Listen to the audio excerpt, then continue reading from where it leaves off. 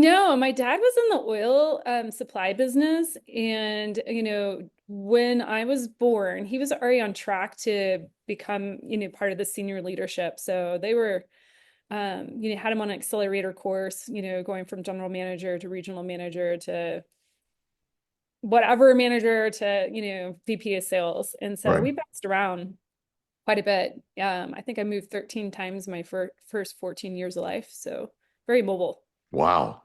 Mhm. Was there a place that you would say you grew up in? Uh, yeah, kind of hard to say. I will tell you some of my favorite stops along the way. Sure. Colorado, we lived in Littleton for a little bit. And here's the thing, it wasn't like every year we moved, and Right. sometimes we would move like for, different seasons for like Mhm. 6 months or like 4 months or something like that.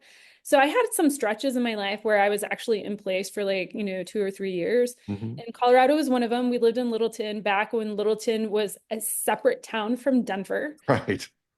I mean, some of the roads that are now major, metropolis roads, like, IKEA built on them, they used to be dirt roads, if that tells you how old I am. Yeah.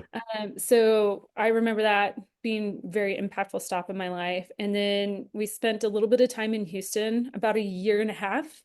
We were pretty stable. And then when I moved to Midland, Texas, I was there for 4 years. Hmm.